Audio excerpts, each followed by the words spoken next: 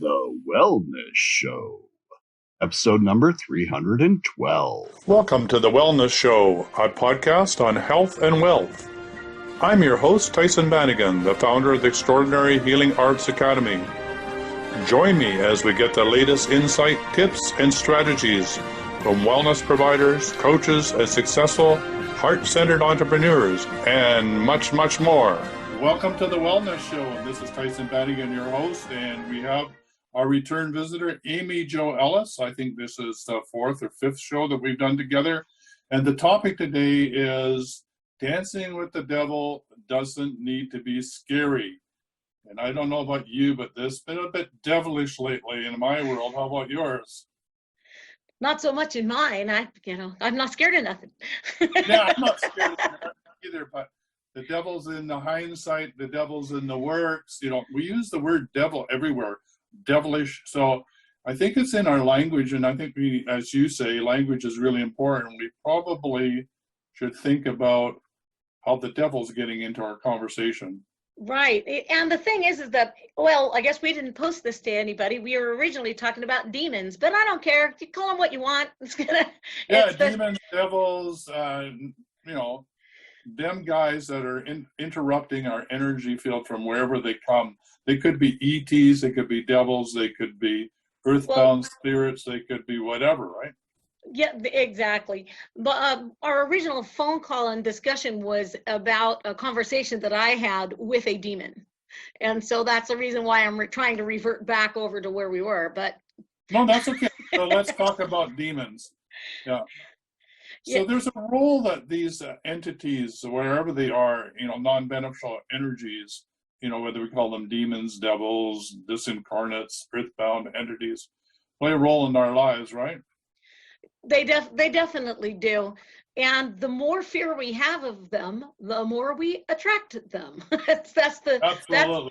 I was gonna say that's the big trick, the big cosmic trick on us is that they make us scared of it, or something makes us scared, and so the more scared we get, the more they can attach. It's pretty silly stuff.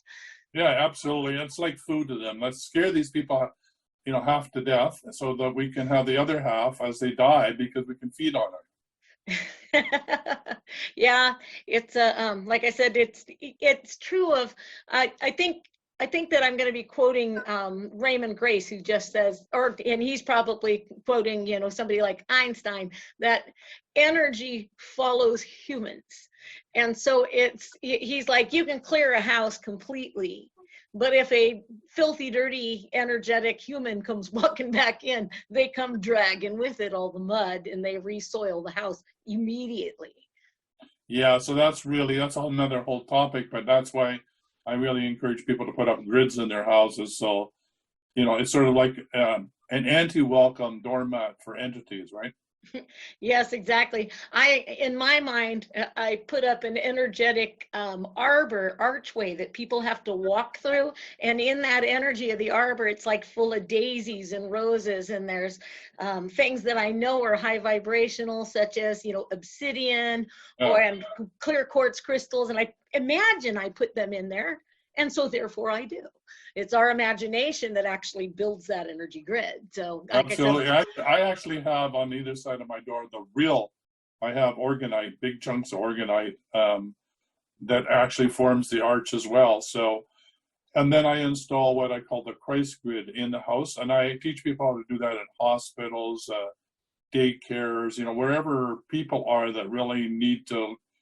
Like in a hospital, either you're coming there to get well or you need to pass over with ease and grace. So I put that intention into the grid. So when you walk into the hospital, you're either going to pass over quickly or you're going to come out healed, one or the other. Yeah, I like that. I want to visit these hospitals you've been to as a guest. As a guest. As a guest. And talking about places where you pick them up, right? That's one of the places where it's really important. I don't know how many nurses I work with and helping them do the deep clearing because, like you say, they go to work and they bring all these characters home with them. And so I'm trying to, we put up this doorway, so to speak, right? Or this Christ grid so that they literally at the edge of the property. So when they hit the property, they can leave all of the entities outside of the property line, because they're going to pick them up in the hospital. Yeah, for sure. I remember that I was dowsing with a dowsing chart, and someplace on the dowsing chart it said astral fragments. And I did not know what an astral fragment was, had never heard of it. You know, you type it into Google and absolutely nothing comes up. So then I'm like, all right, so what does it mean to have gotten astral fragments? After searching and searching, I went, wait, I have access to guides. Let me go in as a channel and I'll ask some questions. So I asked Abraham, which is my guide for people who don't know me. I work with a guide who calls himself Abraham. And when I heard his name was Abraham, I was very disappointed to find out that the name of my guide was already taken by Esther Hicks. But I got over it and went on allowing it to be. And yes, it is pretty much the same Abraham, except for he was her guide who was with her, who taught her, and that she works with a committee of guides that just continue under that name. So he's like, I'm with her and I'm part of that committee, but it isn't always me. He's actually the Abraham known in the Bible, the Torah, the Quran. So does he bring his committee over to you, or you just get to hang out with him individually? No, the thing is that I can feel the difference between all of the guides. I know that I'm not dealing with a guide I know. I recognize I'm with somebody familiar. It's like we recognize each other's voices. For you and I, if you called me, I'd go, hey, is this Tyhson? I'm hearing your voice. Yeah. Just like that, they don't slip past me easily, not unrecognized. I'm sure they do, but for the most part, I'm talking with this particular. If I say it's Abraham, it's Abraham.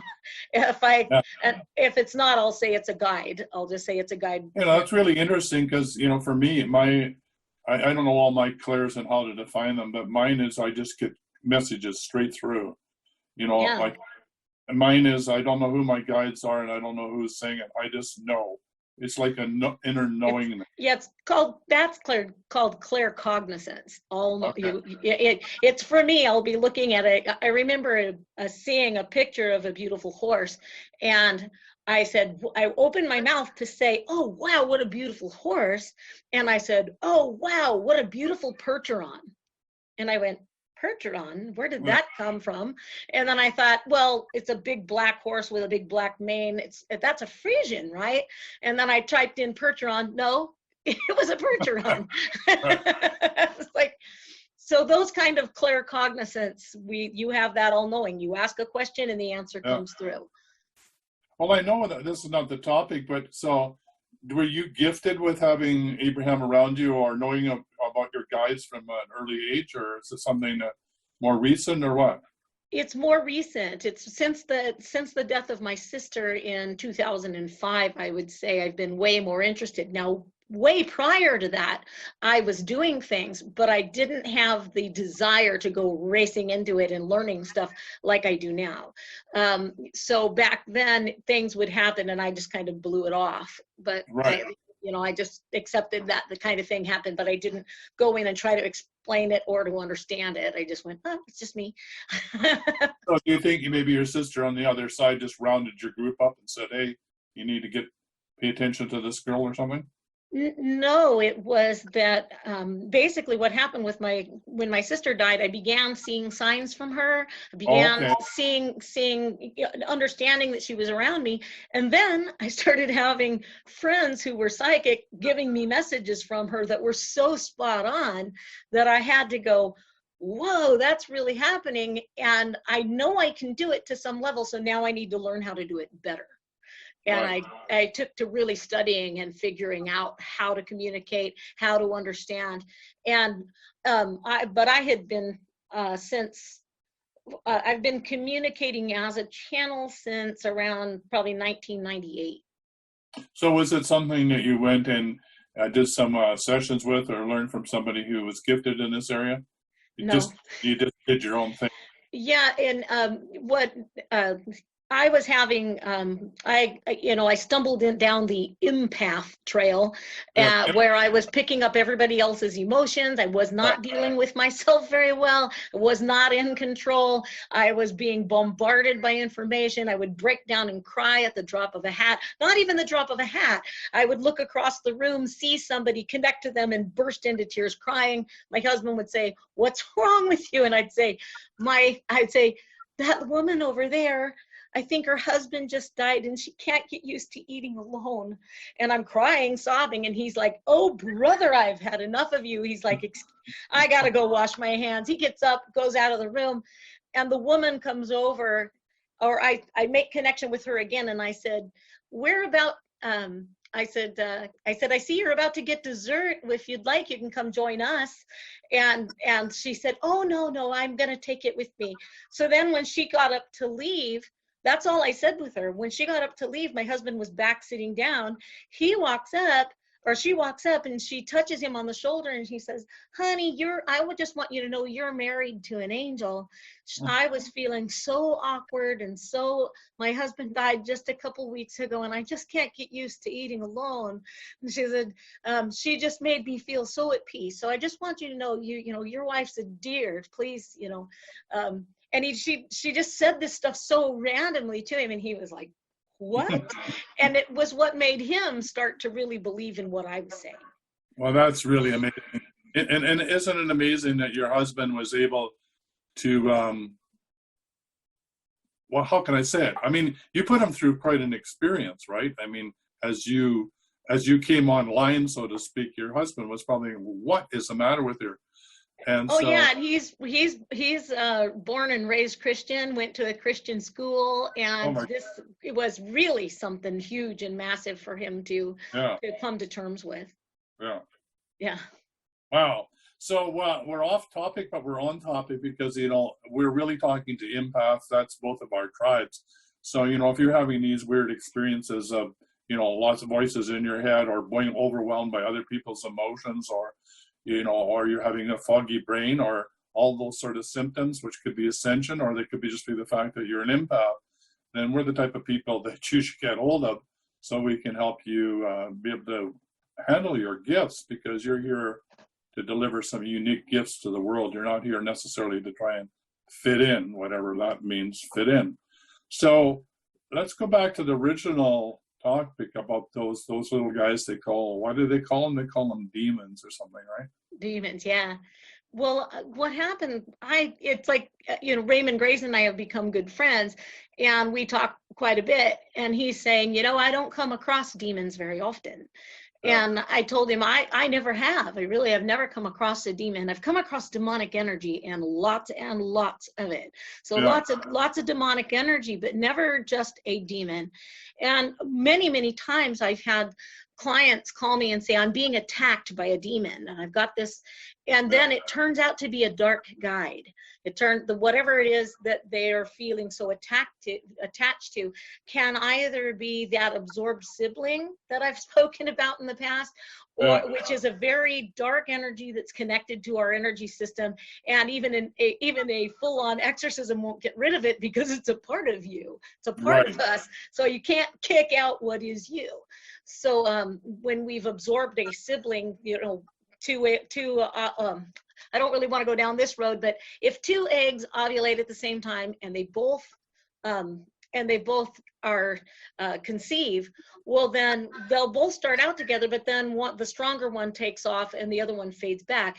Lots and lots, it's known, I think 30% of the time to happen in the medical field. They know that happens 30% of the time.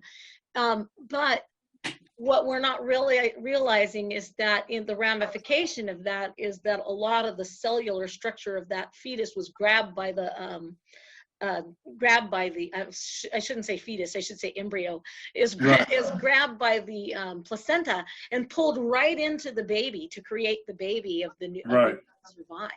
So we end up with that double thing. So they'll end up with almost like two personalities inside their brain, and one of them hates them because it killed them. So yeah, and I don't know if you know of this book, but this talks about this as well.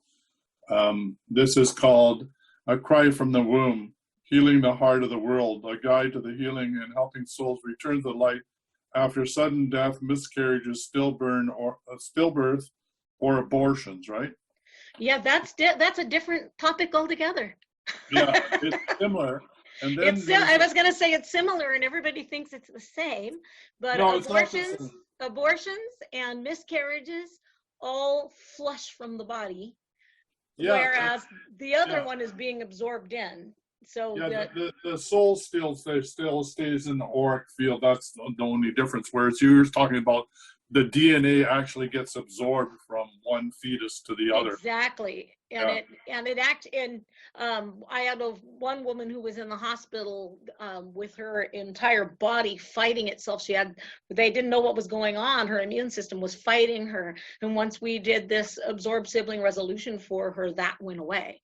And she'd been like, 20 something days in the hospital. And the day after we do it, coincidentally, it was gone. So we don't know for sure that for that, but it sure did seem coincidental. Yeah, the other thing that I've just learned recently, and I don't know where the book is at the moment, is I'm working with Santoria, which is one of the archangels. Actually, it's a seraphim, and channeling his energies. And in the book that the lady wrote, who was gifted with this ability to work with him, the concept of multiple souls, that multiple souls can be inhabiting the same body, which again is not that they're of the same DNA that we are, but they're actually different entities that are coexisting with us. And I was under a lot of criticism until there was overwhelming evidence from her clients and others that this can happen. And then she's discovered that they can be from multi-dimensions and all the rest. So I don't know about you, but I know at times, not so much lately, where I felt that I'm in the back seat of a car. I can reach the steering wheel to drive the car, but I can't reach the pedals. And that's an example of one of the entities that's co-inhabiting with me is got the steering wheel, got the brakes and everything. In other words, the shift hasn't taken over. So what she's saying is with multiple souls, they usually take turns, right? So that was in a shifting of the guards where we hadn't totally shifted over. And so it was the strangest feeling of being able to drive the car. And I still have that feeling of trying to put the brakes on and can't find the brakes, or the brakes don't work. But anyway. Wow, really interesting. I was going to say, well, to me, Abraham can step in, and I fully channel Abraham. That would be exactly what she's talking about, would it not? I just step out of the way and let Abraham come in, and he does all the talking. Anybody who's ever watched Esther Hicks, where she's working with the Abraham, the committee, they're full on moving her. Esther Hicks, when she first started out, was very shy, and she would get up on stage and go, "Oh, okay, hello. Goodbye," and then she'd go into the channel, and all of a sudden, boom, out comes this. Oh, it's a pleasure to be here, in this very, masculine voice, yeah, very confident. This is a little bit different. Whereas, when you're channeling, it comes in for a period of time. These guys coexist with you, right? Right. I understand that, but I'm saying if they say it can't happen, well, I'm kind of living proof that it does happen. Yeah, exactly. It happens knowingly and willingly. But yes, when I first found out, when I first started studying or started being shown the absorbed sibling problems, it was, I tried to ask. Now I'm talking to people about how literal spirit is. Keeps coming up. They're so literal. People are trying to throw things into the Court of Atonement that they understand. Things a lady said today about something about the matrix. Place myself in a full Court of Atonement with the beautiful matrix, something or other. And I'm like, I don't think spirit knows what you're talking about. You're talking about a man-made idea. And another person was asking about putting in the divine blueprint, and my hair went up and said, but I think when God created us, he wasn't using a blueprint. The divine created original form, maybe. Right. but knowing what it is real important, knowing what you're saying, and that it's not a newer idea. It needs to be a very old idea before spirit really understands what it is we're talking about. And people think that, oh, they're all knowing, they really know everything. And it's kind of like, yeah, but they're really literal about which words you use, that you have to ask for them to help you, and they have to understand you. Right. So I think that's really important because, as you know, it's all in your name. You know, as we said in the very beginning, you know, your name is your calling card. So if your vibration isn't aligned with your name, then you're putting forward the wrong calling card to the Court of Atonement or upstairs. So they don't know, well, who am I dealing with anyway? Are we dealing with that person who's married or isn't married or whatever? So, which comes back to the beginning of the talk that we were having, which is, you know, we were talking about devils, and you said, no, we're talking about demons. But, you know, if we think about devil, the devil's in hindsight, the devil's in the works, you know, we use language, we just throw it around and don't think about it. And we're actually, in that case, empowering the devil to be in the works, or the devil to be in the hindsight, or the devil to whatever, because we just don't think about that when we are saying in my holy name, or when we make a command, we're manifesting that into reality. Yeah, I would have to agree. Wholeheartedly, I agree with that. You were talking about the name, and I brought in this little ball here to kind of give a little demonstration. If it's okay with you, Yeah, go for it. Okay, say something for a second. I'm going to flip the light off so we can see the ball better. So hang on. So all of you that have joined us on the show, thank you for showing up. We've got you all muted, but you can probably message each other in the chat if you want.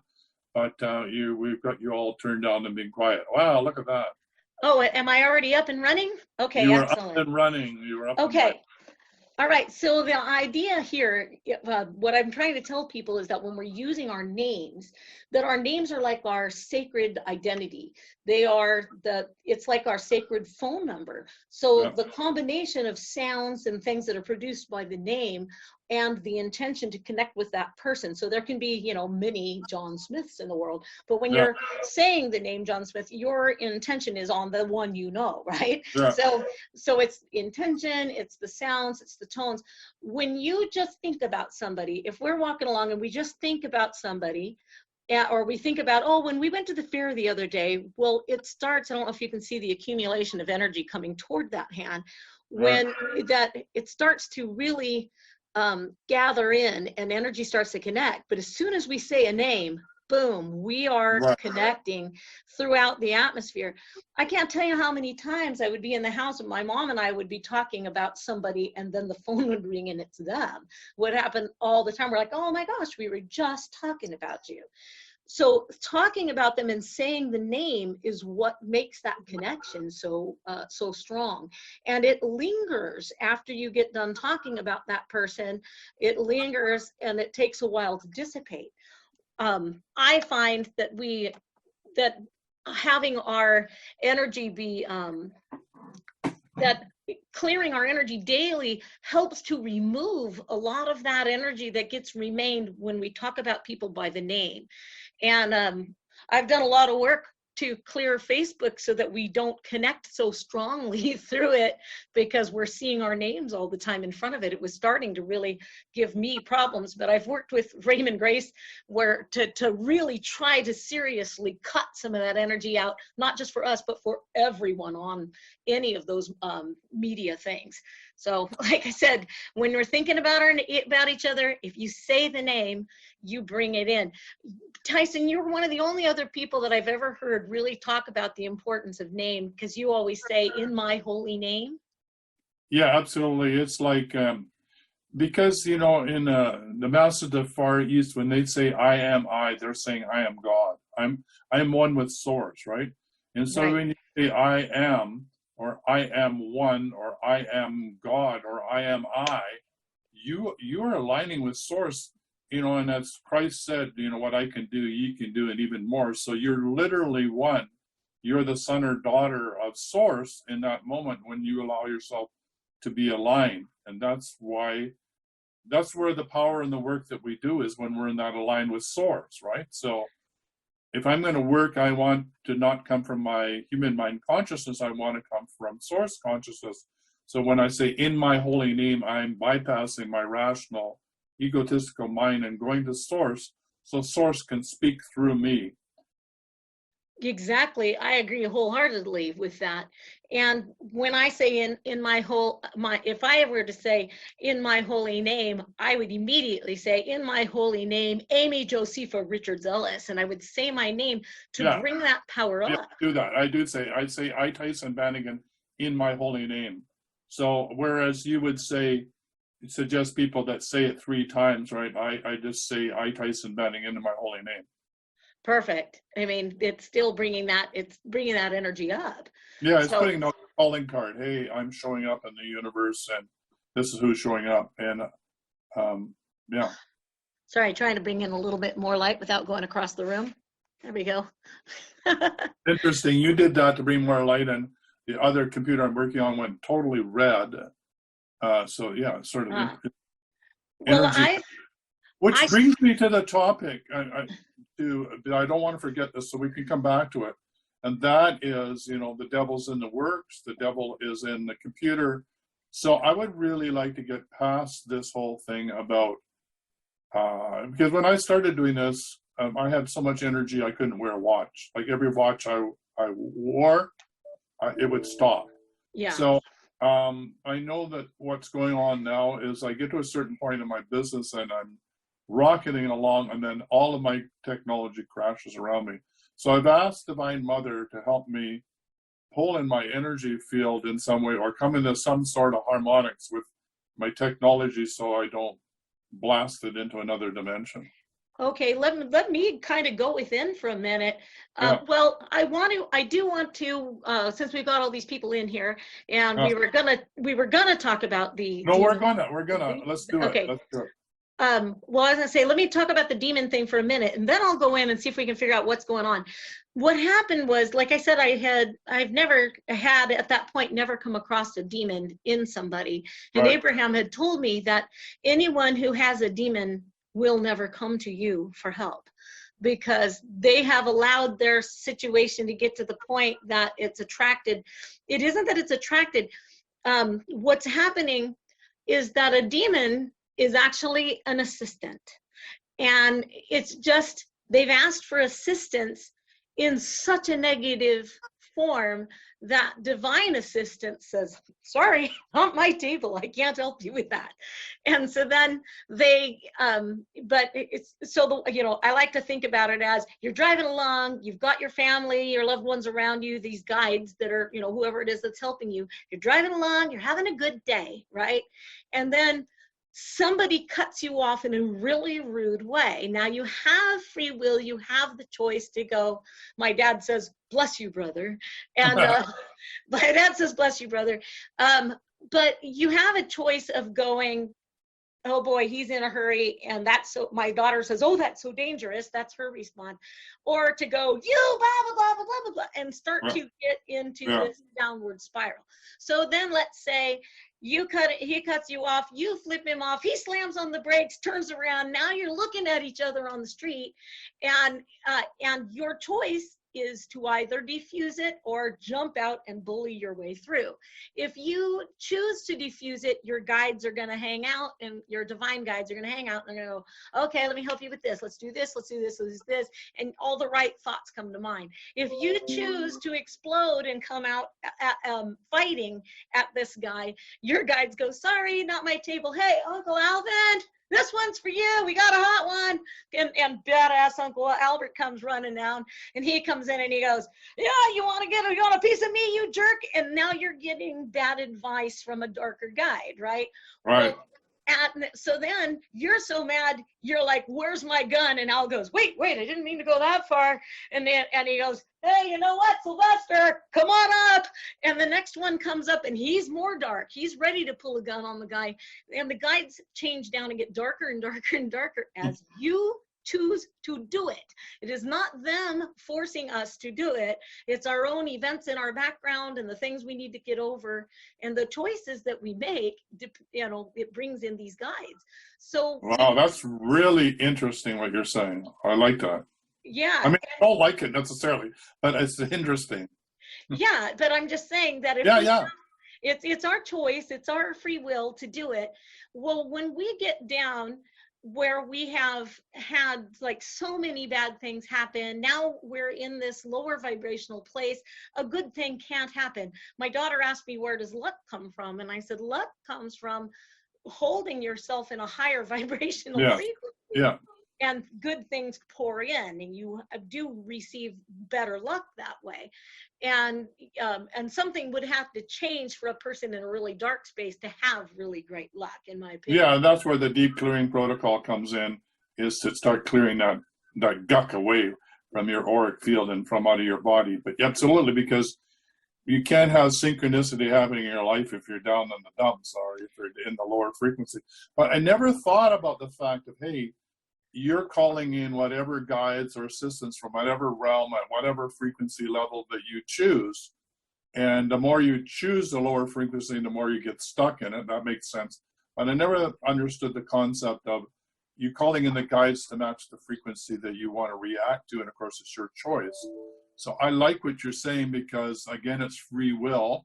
You get to work with any level that you want. So anything that's demonic is really there because it's there to teach you about that lesson, just like any other entity is. They're showing up not to abuse you. Let me continue with Abraham's explanation of demon. Okay. Because I didn't know either. That's the whole thing. I didn't know this until 2 weeks ago. So we're all just running with the amount of information that we've gotten. So here I'm working with a person who they are completely and totally drug addict. Yeah. They are not willing to change. Their entire family's done interventions, and they've tried to lure them out of changing by dangling a carrot in front of them and saying, if you'll do this, basically I'll give you $100,000 if you'll clean up your act. And the person looked right at them and said, I don't want to. And so I thought, well, let me go in and see if I can do some work to help this situation out. So when I went in, I did as much clearing as I knew how to do. And then I said, does this person by any chance, I asked if it had demonic energy. The answer, of course, was yes.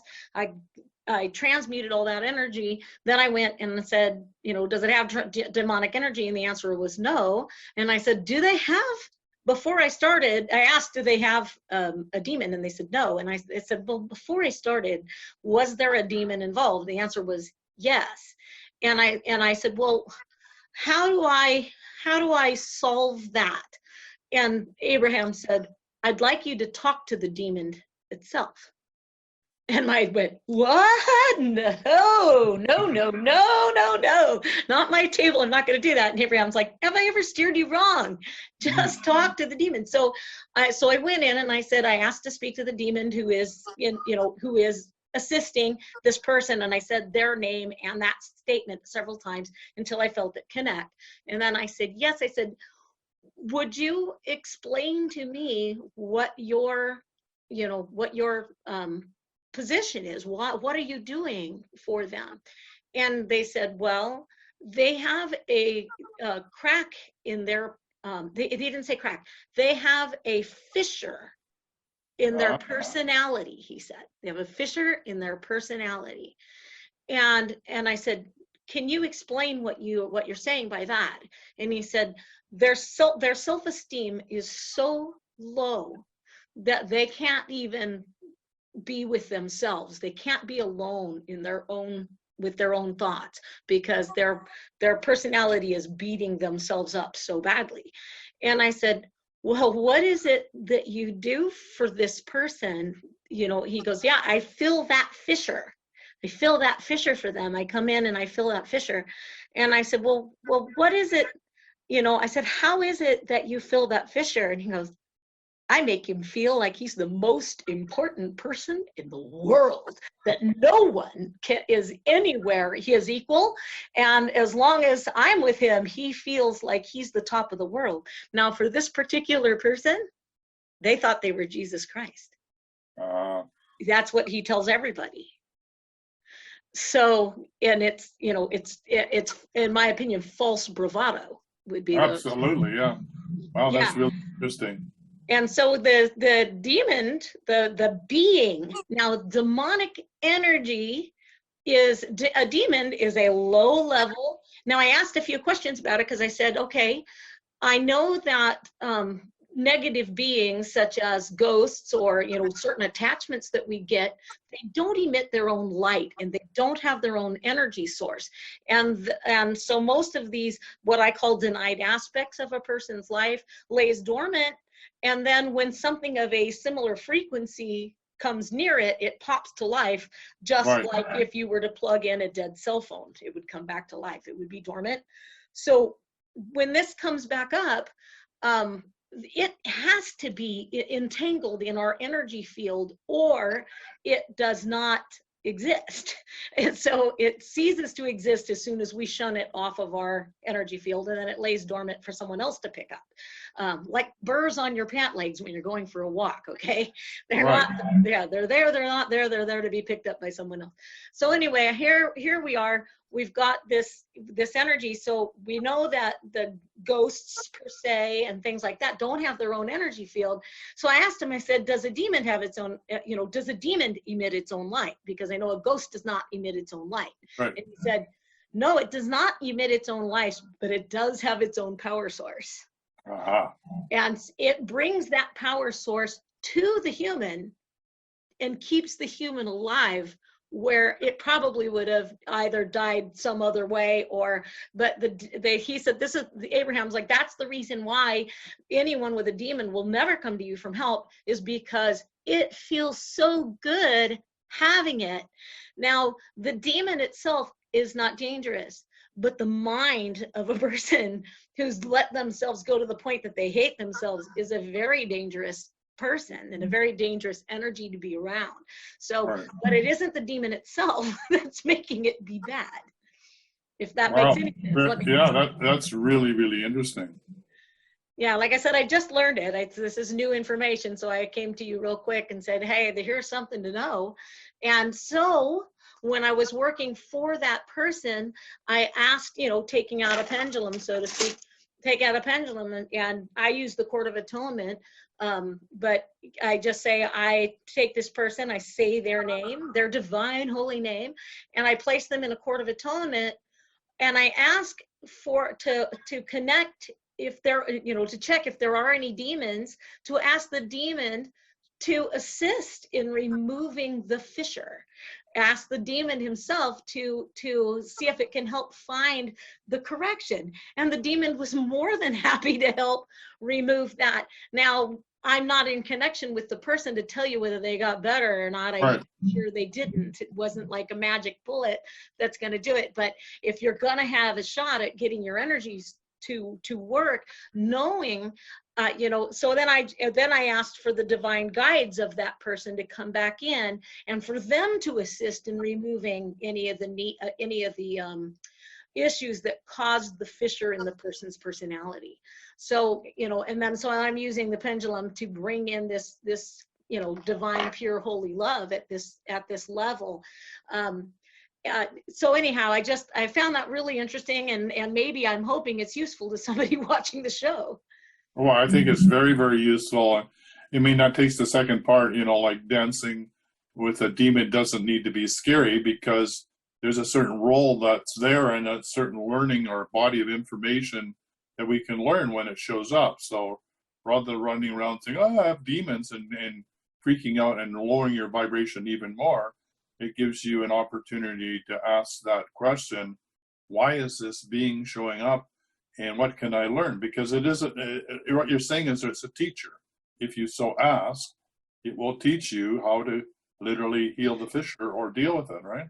Exactly. And I knew that, after, like I said, after I heard it, the word fissure, meaning like a crevice or a crack, you were studying or working with something about core fractures, I think. Yeah, core fractures.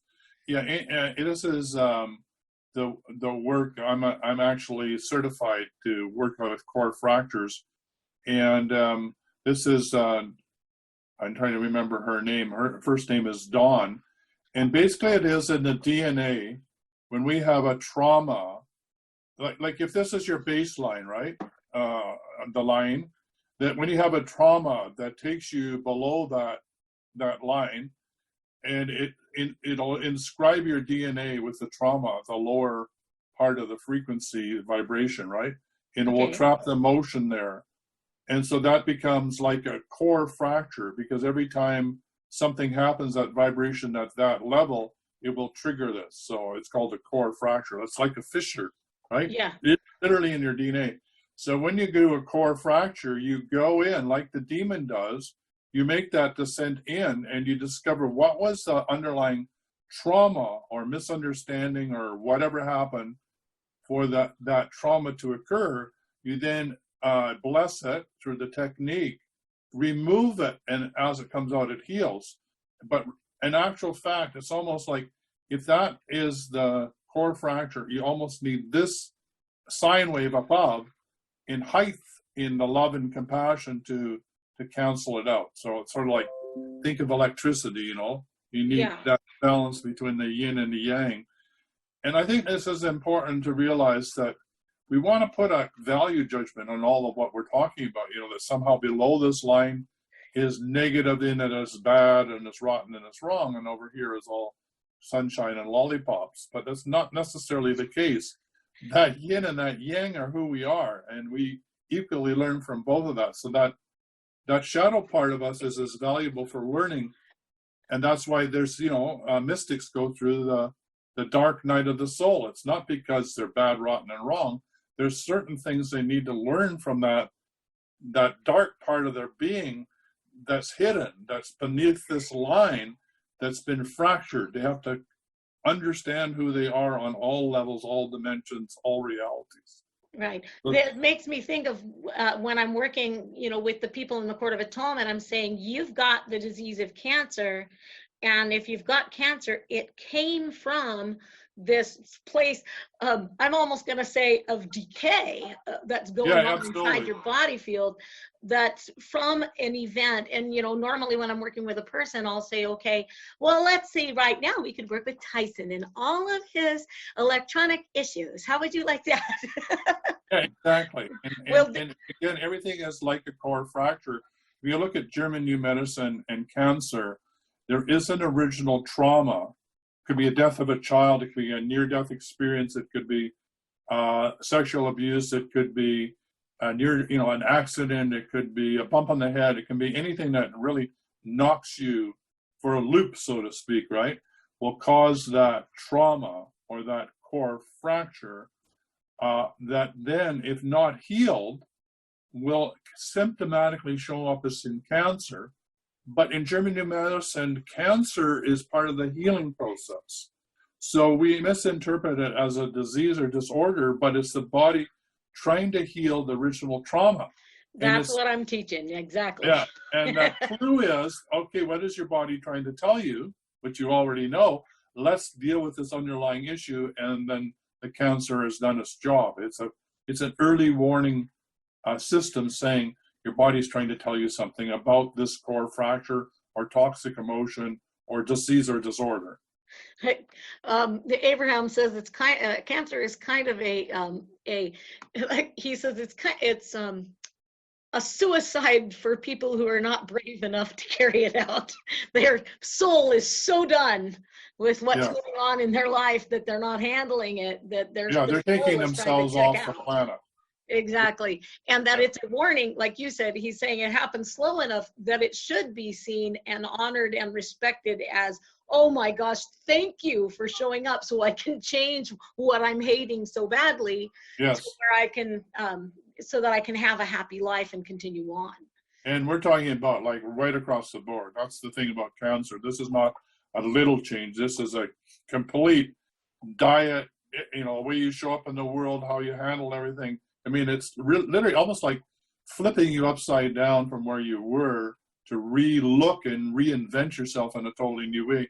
But it's like a near-death experience at the end of it. I mean, it is a near-death experience, but you're still in your body. You didn't come to another dimension to have that experience. So, yeah. So if we could just accept that, because in German new medicine, when a doctor gives you the diagnosis of cancer, the trauma from the diagnosis is worse than the original cancer. Exactly. I always tell people it's no different today than it was yesterday before you went in. Don't buy into what you know about the past of cancer, and and move forward without that. I always try to get them to go back and calm down, calm down about that, and make peace with it. If you know anybody who has cancer, what I tell them to do is to say, I am safe. I am safe, I am safe, I am safe, I am safe, I am safe. And what do I need to do to change it? So I'm safe, and what do I need to do to change it?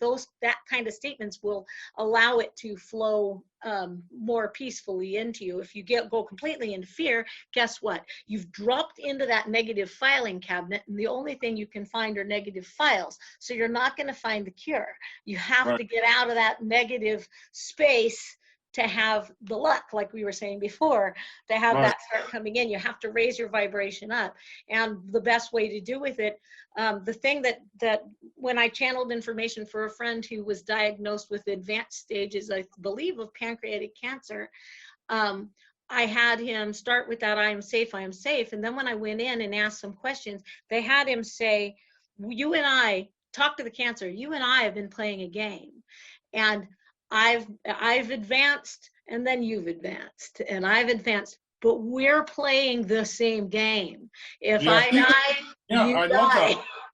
Think of it on the collective of the poor concept of cancer, that is here to be part of the healing process in our collective consciousness around what we put on that name of cancer.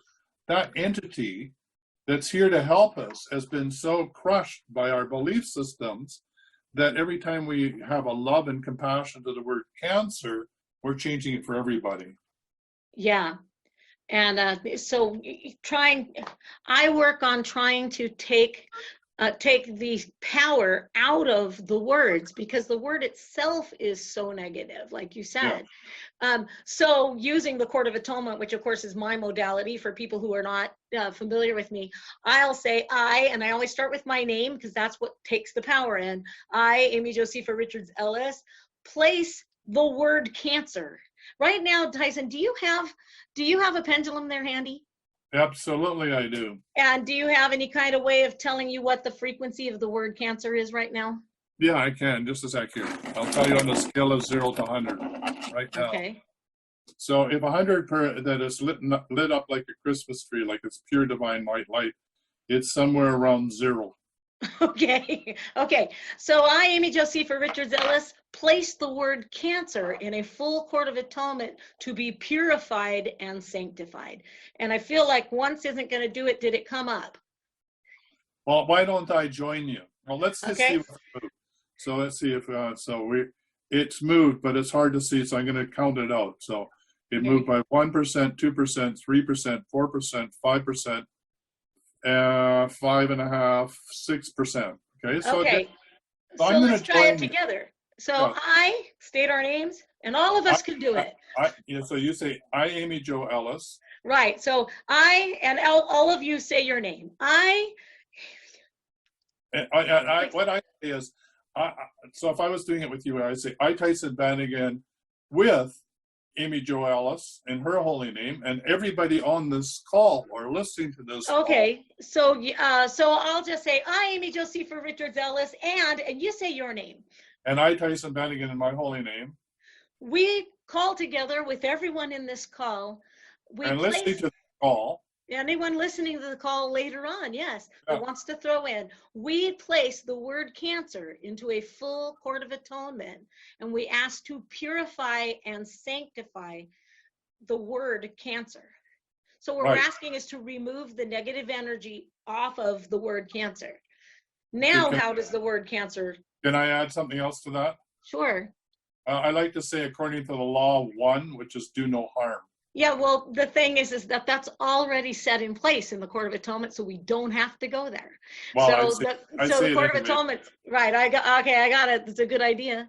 Okay, so so it's really changed dramatically. So it's about 75%.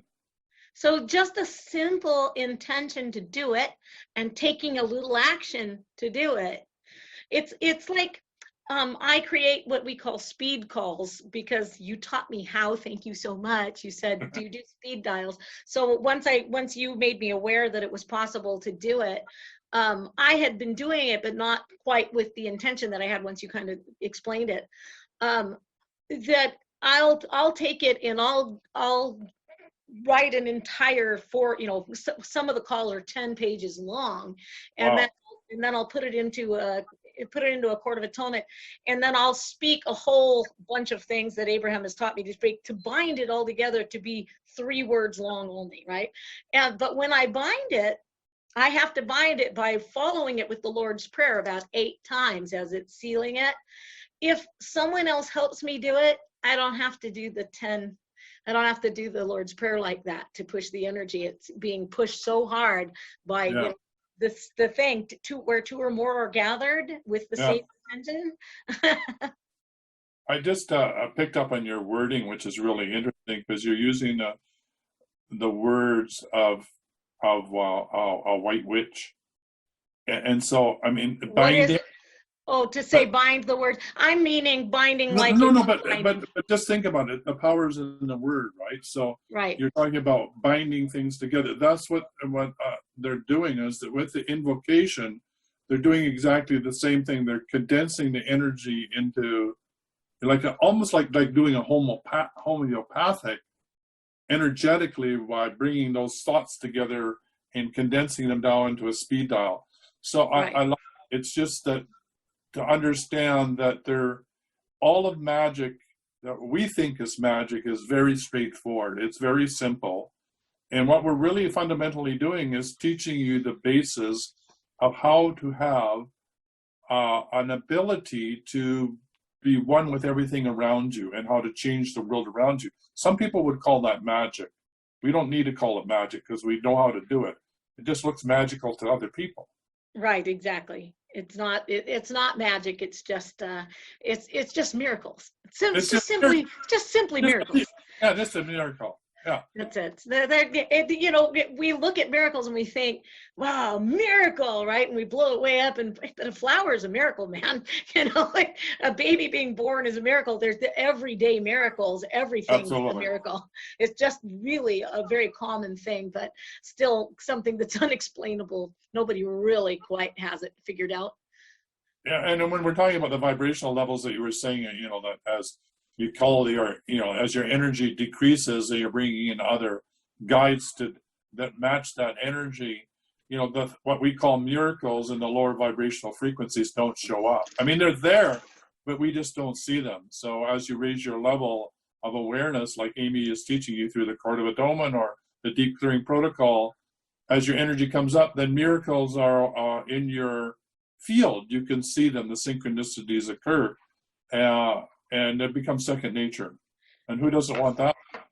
Yeah, no kidding. Who doesn't? You've been saying you've been having like a cyclical thing happening with at the computers crashing and things like that. Seems to happen at the same time every year, kind of thing. Yeah. Let me see if we can find the source of that. Yeah, let's do that. Where's the crack in the armor?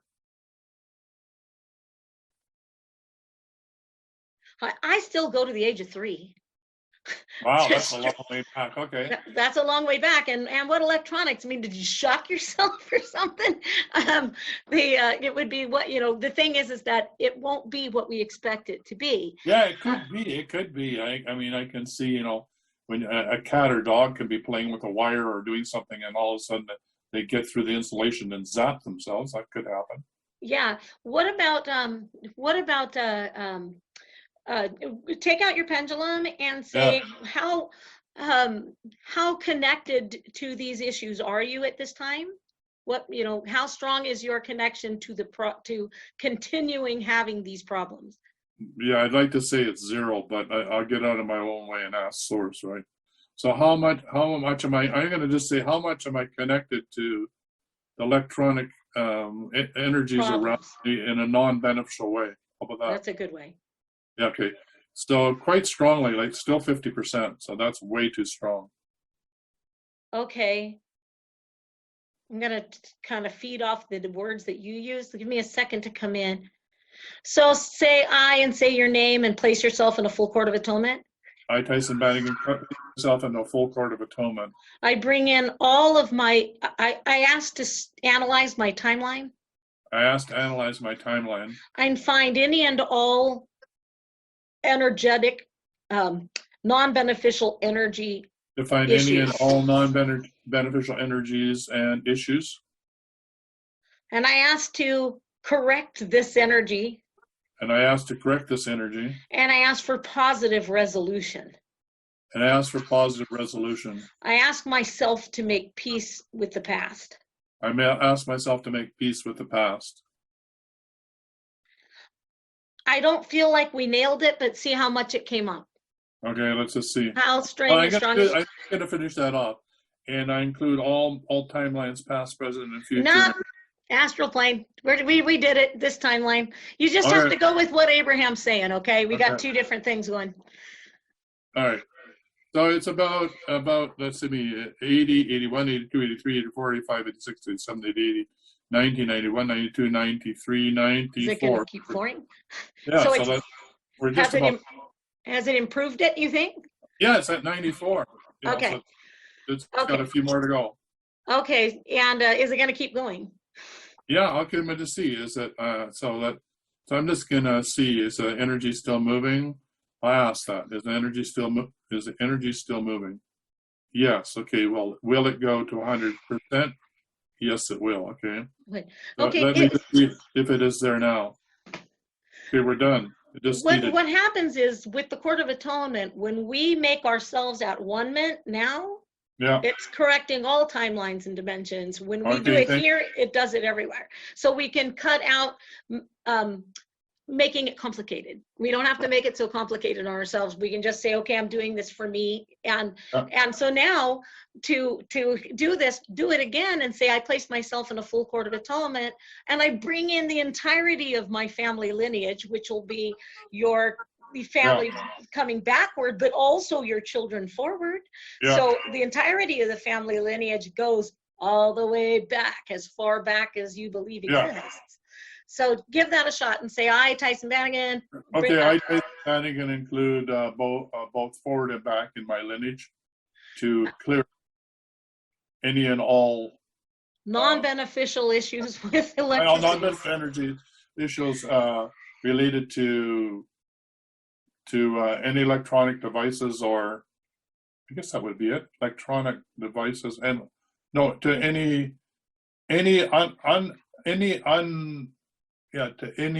bleed through of any unresolved issues relating to what we're talking about. Yeah, because they could come from other things other than just, it could be a wagon wheel that's, breaking, and it can be anything mechanical of a nature that can go quite a ways back without electricity. Yeah, let's just see, did it go back? Yeah, it did. So, so let's just see, is lineage taken care of? Yeah. So now I want you to think about your computer and tell me how you feel. On a scale of 1 to 10, how do you feel when you think about that computer? Well, it does say unknown hard drive error, so we're going to need to take care of that. Okay, so I want you to say, I apologize to my computer. Okay, I apologize for any technology around me that had to show me, like cancer, that something was wrong. We're going to go back to the holy name. I state your name. I'm standing it in my holy name. Apologize to all of my electronics everywhere. And I apologize to all my electronics everywhere. And all of my mechanical things. And all my mechanical things. I apologize for my bad thoughts. I apologize for my bad thoughts. I apologize to you for my my negative energy. And I apologize to you for my negative energy. How's that feeling? Oh, much better. Yeah. Yeah, to apologize is so amazing. Yeah. And I try to teach my clients to, I don't even want to call them clients. I teach my friends who are following along with me to apologize to your inanimate object, as well as, it's kind of like a wife or a husband cheats on their spouse, and then they can't apologize to them because they don't know about it, and it'll just stir up a bunch of stuff. So put yourself in a court of atonement with them and apologize to their soul at a spiritual level. And yeah, it's amazing how much energy starts to move and how much better we can feel if we'll just take a minute to apologize energetically. Yeah, well, thank you very much. That's really amazing. I feel much better, and I'm looking forward to having computers everywhere being bright lights and working effectively. What was that pendulum you're holding in your hand? Let me see. I can't. Darn it. You talk. Say something. Hello. Okay, you're not in front of it. Oh, there we go. Oh, okay.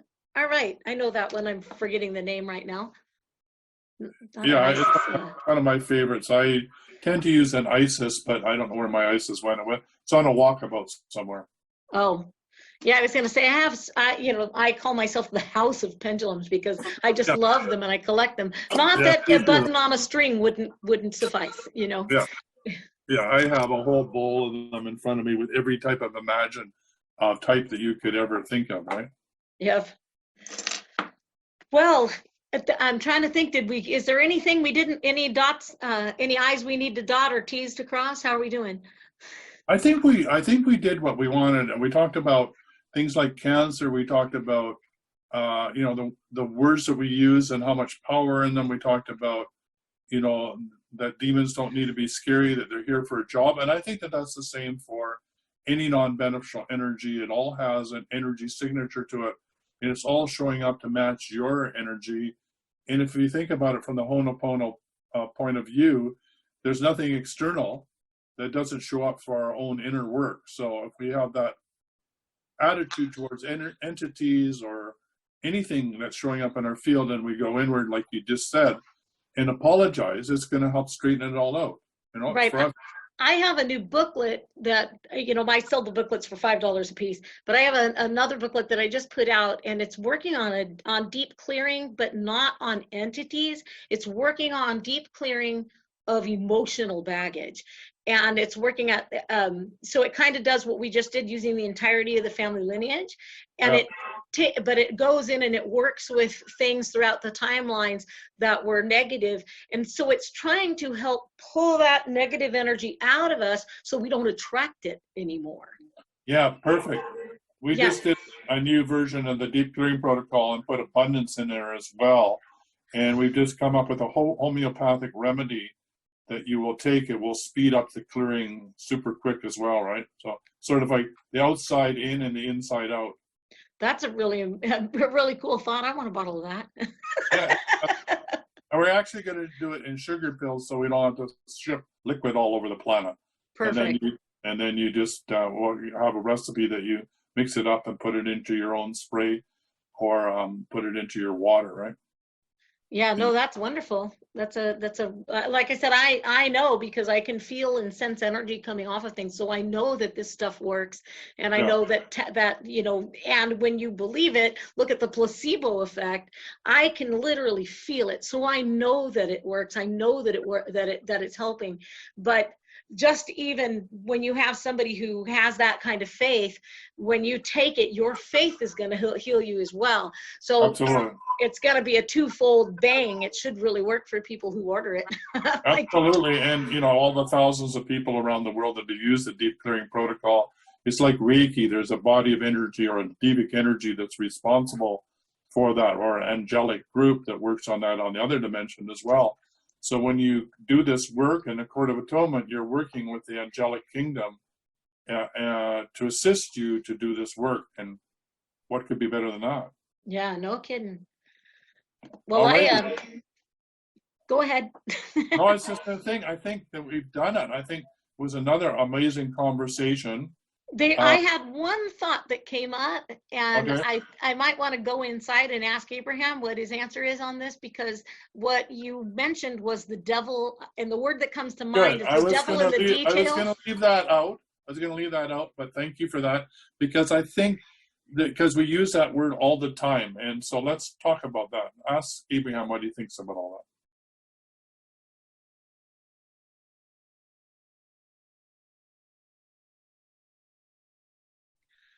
that. Okay, the ch-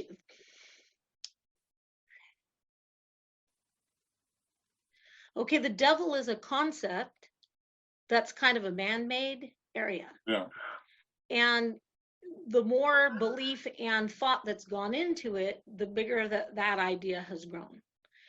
And your thought of saying that the devil is in the machine, the devil is in the details and things like that, is a way of keeping that energy active. As a rule, I always just ask to give thanks for the devil for having come and helped you, and because you have to request it or it cannot show up in your life. So just give it some gratitude and some love and appreciation, and tell it its services are no longer needed here. Yeah, it can return to the sender.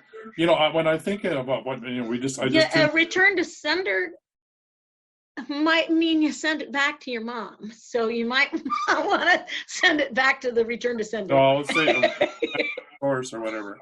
Right.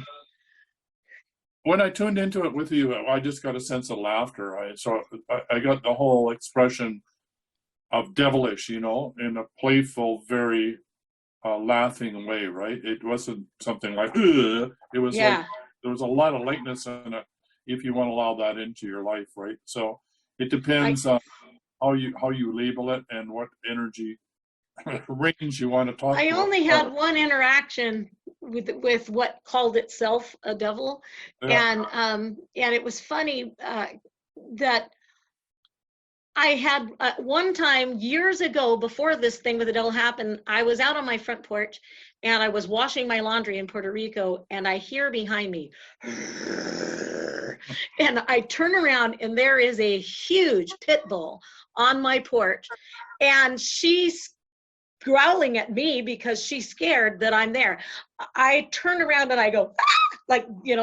And I just yell at her, no, get down, like I'm gonna bully her off. That dog dropped to the ground peeing and started wagging its tail and roll over, and it's like, please don't hurt me, I love you, And I just went, oh my gosh, baby, I'm so sorry I yelled at you.